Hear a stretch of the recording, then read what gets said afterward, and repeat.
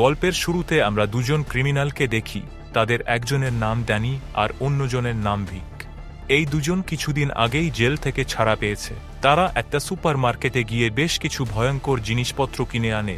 তারপর শহরের একটু বাইরে একটা ফাঁকা এলাকায় একটা বাড়ি ভাড়া নেয়। তারা সেই বাড়িটাকে পুরোপুরি সাউন্ড প্রুফ করে ফেলে, সব জানালা বন্ধ করে দেয় আর দরজায় অনেকগুলো লক লাগিয়ে দেয়। ড্যানি আর ভিক একটা বড় ক্রাইম করার প্ল্যান করছে। এরপর তারা একটা গাড়ি চুরি করে আর সেটাকেও ভেতর থেকে সাউন্ড প্রুফ বানিয়ে নেয়। তারপর ড্যানি এবং ভিক সেই চুরি করা গাড়ি নিয়ে একটা ফাঁকা রাস্তায় গিয়ে দাঁড় করিয়ে দেয় এবং কারো আসার অপেক্ষা করতে থাকে। যখন তাদের গাড়ির পাশ দিয়ে এক ধনী বিজনেসম্যানের মেয়ে, যার নাম এলিস, সেখান দিয়ে যাচ্ছিল, তখন ড্যানি আর ভিক কালো মুখোশ পরে গাড়ি থেকে নামে, পিছন থেকে এলিসকে ধরে ফেলে আর জোর করে তুলে নিয়ে যায়। এলিস চিৎকার করে, কিন্তু আশেপাশে কেউ ছিল না, তাই কেউ কিছু শুনতে পায়নি বা দেখতেও পারেনি। ড্যানি আর ভিক এলিসকে গাড়ির ভেতরে ফেলে তার মুখ ঢেকে দেয়। তারপর সরাসরি সেই সাউন্ডপ্রুফ বাড়িতে নিয়ে আসে। সেখানে এনে তাকে বিছানায় শুইয়ে দেয়। তারপর তার দুহাতে হাতকড়া লাগিয়ে দেয় আর পা দড়ি দিয়ে বেঁধে দেয়। যখন কি এলিস বেচারি চিৎকার করতে থাকে এবং নিজেকে ছাড়ানোর অনেক চেষ্টা করে, কিন্তু সফল হয় না। তার মুখ এখনও কালো কাপড়ে ঢাকা। এরপর তারা তার কাপড় চেঞ্জ করে তাকে একটা ট্র্যাকস্যুট পরিয়ে দেয়। তারপর ক্যামেরায় কয়েকটা ছবি তোলে। তারপর এলিসকে সেই ঘরের ভেতর আটকে রেখে দরজাটা বাইরে থেকে বন্ধ করে দেয়। এরপর ড্যানি আর ভিক এলিসের তোলা ছবি তার বাবার কাছে পাঠায় আর তাকে ছেড়ে দেওয়ার বিনিময়ে তার ধনী বাবার কাছে $2 মিলিয়ন দাবি করে। তাদের প্ল্যান ছিল তারা এলিসের বাবার থেকে টাকা নিয়ে এলিসকে ছেড়ে দেবে, তারপর এই শহর ছেড়ে অন্য কোথাও গিয়ে নতুন জীবন শুরু করবে। এরা দুজন যখনই এলিসের কাছে আসে তখন মুখোশ পরে আসে। ভিক আর ড্যানি প্রত্যেকটা পদক্ষেপ সাবধানতার সঙ্গে রাখছিল যাতে পুলিশ তাদের ধরতে না পারে। এখানে ড্যানি যে ভিকের সঙ্গী, সে একটু নরম মনের। সে এলিসের বেশি ক্ষতি করতে চায় না, কারণ সে আগে কখনো কাউকে কিডন্যাপ করেনি। কিন্তু ভিক এমন অপরাধ আগে অনেকবার করেছে এবং সে একজন নির্দয় এবং নির্মম মানুষ, তাই ড্যানিকে তার কথা শুনতে হয়। ড্যানি খুব ভয় পেলে আছে এবং এই প্ল্যানে ঠিকমতো কাজ করতে পারছে না, সাথে সে খাবারও খেতে পারছে না। কিন্তু ভিক তাকে সাহস দেয় আর তাকে বলে তাদের থেকে যদি কোনো ভুল হয় তবে তাদের আবার জেল যেতে হবে। এরপর ভিক আর ড্যানি এলিসের কাছে যায়, তার মুখ থেকে কাপড় সরিয়ে নেয়। ভিক কঠিন গলায় এলিসকে বলে, যদি চিৎকার করো বা পালানোর চেষ্টা করো তাহলে মেরে ফেলবো। আমার কথা মানাই তোমার জন্য ভালো হবে। ভিক সে এলিসকে খেতে দেয় আর জল খাওয়ায়, কিন্তু এলিস আতঙ্কে চিৎকার করে ওঠে আর অনুরোধ করে, আমাকে ছেড়ে দাও। ভিক তখন ঠান্ডা গলায় বলে, চিৎকার করে কোনো লাভ নেই, এখানে তোমার আওয়াজ কেউ শুনবে না। এই ঘর পুরোপুরি সাউন্ড প্রুফ। তারপর ভিক তাকে বলে, যদি টয়লেটে যেতে চাও তাহলে আঙুল দিয়ে ইশারা করবে। এলিস যখন তার আঙুল দিয়ে ইশারা করে, তখন ড্যানি একটা বোতল এনে দেয় এবং তাকে তাতেই টয়লেট করতে বলে। এলিস বিছানায় বাঁধা থাকায় বাধ্য হয়ে বোতলেই টয়লেট করতে হয়। কিছুক্ষণ পর ভিক কোনো দরকারে বাইরে যায় আর ড্যানিকে এলিসের উপর নজর রাখতে বলে। ড্যানি ভিকের বেরিয়ে যাওয়ার পর ভেতর থেকে দরজা লক করে দেয়। তারপর সে ল্যাপটপ খুলে এলিসের তোলা ছবিগুলো দেখতে থাকে। সে এলিসের প্রতি আকর্ষিত হতে থাকে। এরপর সে এলিসের কাছে গিয়ে তাকে ছোঁয়ার চেষ্টা করে, কিন্তু ঠিক তখনই ভিক দরজায় নক করে। ড্যানি তাড়াতাড়ি এলিসের ঘরের দরজা বন্ধ করে দিয়ে মেইন গেট খুলে দেয়। ভিক এসে জানায় এলিসের বাবা টাকা দিতে রাজি হয়নি, তাই এলিসের সাথে এখন এমন কিছু করতে হবে যাতে সে টাকা দিতে বাধ্য হয়। ভিক ড্যানির সাথে এলিসের কাছে আসে এবং বলে, তোমার বাবাকে বলো টাকা দিয়ে দিতে, না হলে আমরা তোমাকে মেরে ফেলব। ড্যানি তখন ক্যামেরা অন করে আর ভিক এলিসের গলায় ছুরি ধরে। ভয়ে কাঁপতে কাঁপতে এলিস ক্যামেরার দিকে তাকিয়ে বলে তার বাবাকে বলে, প্লিজ ওরা যা চাইছে দিয়ে দাও, না হলে আমাকে মেরে ফেলবে। এলিস কাঁপতে কাঁপতে তার বাবাকে জীবন বাঁচানোর জন্য মিনতি করে। এরপর ভিক আর ড্যানি সেই রেকর্ডিং এলিসের বাবার কাছে পাঠিয়ে দেয়। রাতে যখন ভিক বাড়িতে থাকে না তখন ড্যানি এলিসের ঘরে যায়। এলিস আঙুল দিয়ে ইশারা করে জানায় যে সে টয়লেটে যেতে চায়। ড্যানি একটা বালতি নিয়ে আসে আর এলিসের পায়ের দড়ি আর এক হাতের হাতকড়া খুলে দেয় আর তাকে বালতিতে টয়লেট করতে বলে ড্যানি তার উপর বন্দুক তাক করে রাখে, যাতে সে পালানোর চেষ্টা না করে। কিন্তু এলিস ড্যানিকে বলে, আমি এমনভাবে তোমার সামনে টয়লেট করতে পারবো না, তাই তুমি পিছনে ঘোরো। ড্যানি প্রথমে রাজি না হলেও শেষমেশ মেনে নেয় আর পিছনে ঘোরে। তখনই এলিস সুযোগ বুঝে বালতি তুলে ড্যানির মাথায় আঘাত করে। এতে ড্যানির হাত থেকে বন্দুক পড়ে যায় আর সেটা এলিসের সামনে গিয়ে পড়ে। এলিস দ্রুত বন্দুকটা তুলে ড্যানিকে বন্দুকের নিশানায় নেয়। আতঙ্কে সে দুবার গুলি চালায়। যার মধ্যে এক গুলি দেওয়ালে লাগে। তারপর সে হাত করার চাবি চাইলে ড্যানি দিতে চায় না, কিন্তু এলিস যখন সত্যি গুলি চালানোর ভয় দেখায় তখন ভয়ে ড্যানি নিজের মুখোশ খুলে ফেলে। তার চেহারা দেখে এলিস পুরোপুরি হতবাক হয়ে যায়, কারণ যে তাকে কিডন্যাপ করেছে সে আর কেউ নয়, তার এক্স বয়ফ্রেন্ড ড্যানি। এটা দেখে এলিসের বিশ্বাস হয় না যে ড্যানি তাকে কিডন্যাপ করেছে। এলিস ড্যানির উপর প্রচণ্ড রেগে যায়। তখন ড্যানি বলে, আমি তোমাকে কিডন্যাপ করেছি যাতে তোমার বাবা আমাদের টাকা দেয়, আর তারপর আমি ভিককে ফাঁকি দিয়ে সব টাকা নিয়ে তোমার সঙ্গে পালিয়ে যাব। ড্যানি তাকে বলে, আমরা একে অপরকে খুব ভালোবাসি, কিন্তু তোমার বাবা কখনো আমাদের বিয়ে হতে দেবে না, তাই আমি এই প্ল্যান করেছি যাতে টাকা নিয়ে আমরা পালিয়ে যেতে পারি এবং অন্য কোথাও গিয়ে নতুন জীবন শুরু করতে পারি।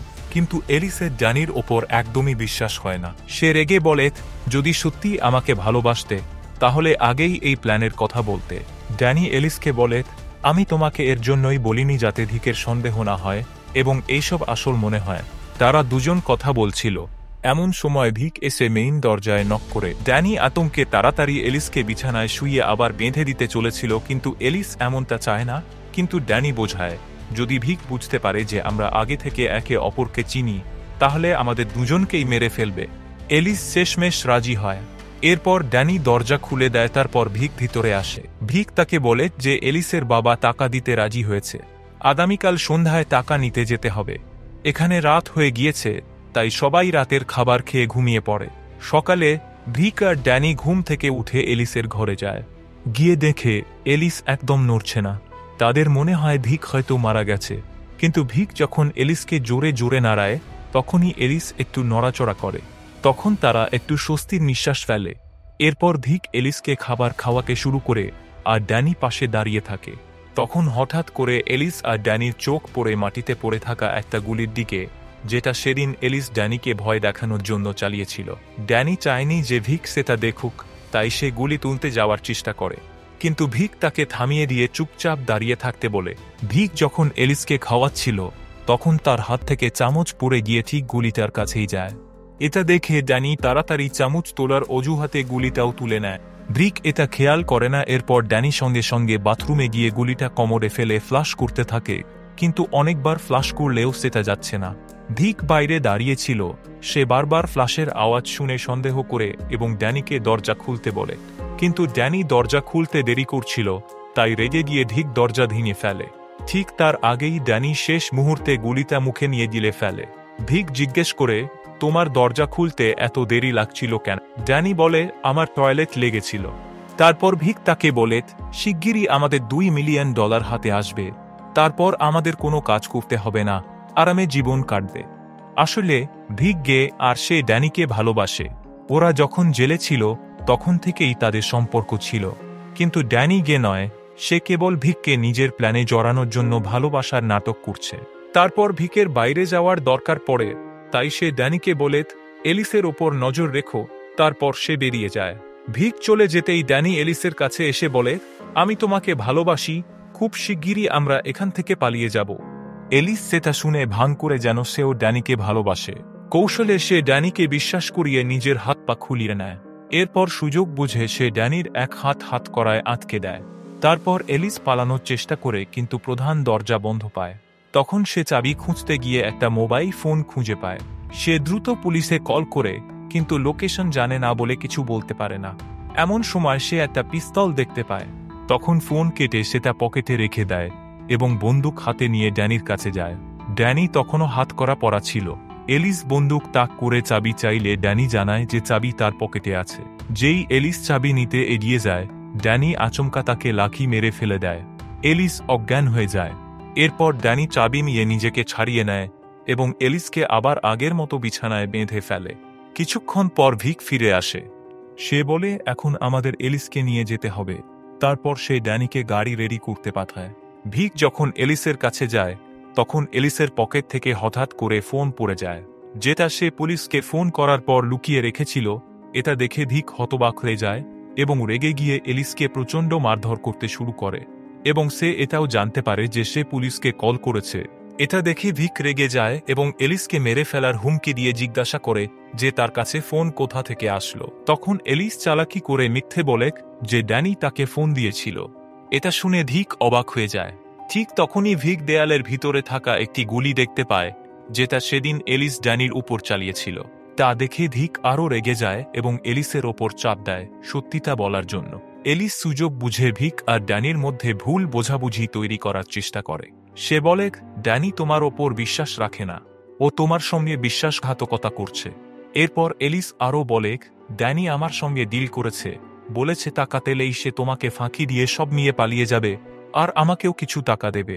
তবে এলিস এখানে তাকে এটা বলে না যে ড্যানি তার এক্স বয়ফ্রেন্ড। ভিক ড্যানির বিশ্বাসঘাতকতার কথা শুনে হতবাক হয়ে যায়।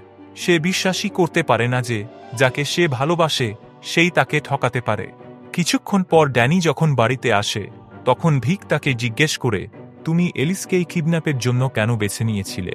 ড্যানি উত্তর দেয়, আমি শুধু তোমাকে এলিসের নাম সাজেস্ট করেছিলাম। ভিক তখন ড্যানির কাছ থেকে আসল সত্য বের করার চেষ্টা করে, কিন্তু ড্যানি কিছুই বলতে চায় না।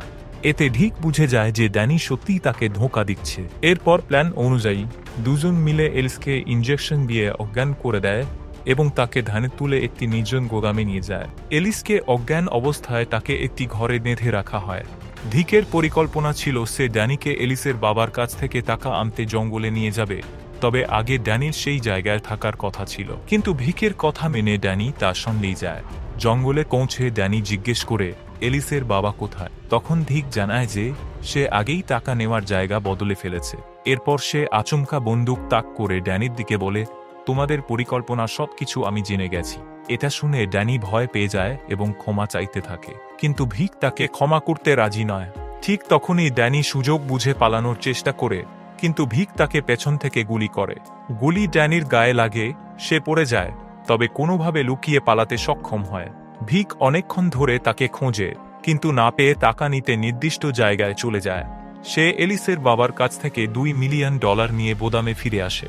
টাকা ভর্তি ব্যাগ গাড়ির ভেতর রেখে সে ভেতরে যায়। ঠিক তখনই সে এলিসকে বিষের ইনজেকশন দিয়ে মারতে যাচ্ছিল, কিন্তু হঠাৎ করেই সেখানে ড্যানি হাজির হয়। ড্যানি কোনোভাবে ভিকের বন্দুক কাড়ে এবং তার দিকে তাক করে ধরে। এই মুহূর্তে এলিস জানতে পারে যে ভিক আর ড্যানির মধ্যে আসলে একটা সম্পর্ক ছিল। এটা শুনে সে অবাক হয়ে যায়। ভিক তখন বন্দুক ছিনিয়ে নেওয়ার চেষ্টা করে, কিন্তু ড্যানি গুলি চালিয়ে দেয়। এলিস মনে করে এবার ড্যানি তাকে নিয়ে এখান থেকে পালাবে, কিন্তু ড্যানি জানে যে ভিককে তার প্ল্যানের সম্পর্কে বলে এলিস তাকে ধোঁকা দিয়েছে। তাই সে এলিসকে ওভাবেই বেঁধে রেখে গোদাম থেকে বেরিয়ে যায়। বাইরে এসে সে ভিকের গাড়ি দেখে, যার ভেতর টাকা ভর্তি ব্যাগ রাখা ছিল। এটা দেখে ড্যানি খুব খুশি হয় এবং দ্রুত হাসপাতালে যাওয়ার জন্য গাড়ি নিয়ে বেরিয়ে পড়ে, যাকে নিজের গুলির জখমের চিকিৎসা করাতে পারে। এদিকে গোদামের ভেতরে এলিস চিৎকার করতে থাকে। ভিক তখন মৃত্যুর দ্বার প্রান্তে ছিল। মরার আগে সে এলিসকে হাত করার চাবি দিয়ে দেয় এবং তারপর সে মারা যায়। এলিস দ্রুত নিজের বাঁধন খুলে মুক্ত হয়ে যায় এবং গোদাম থেকে বেরিয়ে আসে। সে দেখতে পায় ভিকের গাড়িটা অর্ধেক রাস্তার মধ্যে দাঁড়িয়ে আছে। গাড়ির ভেতরে উঁকি দিয়ে সে দেখে অতিরিক্ত রক্তক্ষরণের কারণে ড্যানিও মারা গেছে। এরপর এলিস গাড়িতে বসে টাকা ভর্তি ব্যাগ নিজের কাছে নেয় এবং গাড়ি চালিয়ে সেখান থেকে বেরিয়ে যায়। কিন্তু সে আর নিজের বাড়িতে ফেরে না, সে অন্য কোনো দেশে গিয়ে নতুন জীবন শুরু করার সিদ্ধান্ত নেয়। এইভাবেই সিনেমার গল্প শেষ হয়। বন্ধুরা, আপনারা যদি এলিসের জায়গায় হতেন তাহলে কি আপনারা ড্যানিকে বিশ্বাস করতেন? এতে আপনাদের বক্তব্য কমেন্ট সেকশনে লিখুন। ভিডিওটি ভালো লাগলে লাইক এবং শেয়ার করুন এবং চ্যানেলটি সাবস্ক্রাইব করে বেল আইকন প্রেস করুন যাতে আগত ভিডিও আপনাদের থেকে মিস না হয়। দেখা হচ্ছে পরের ভিডিওতে, ততক্ষণের জন্য বাই বাই।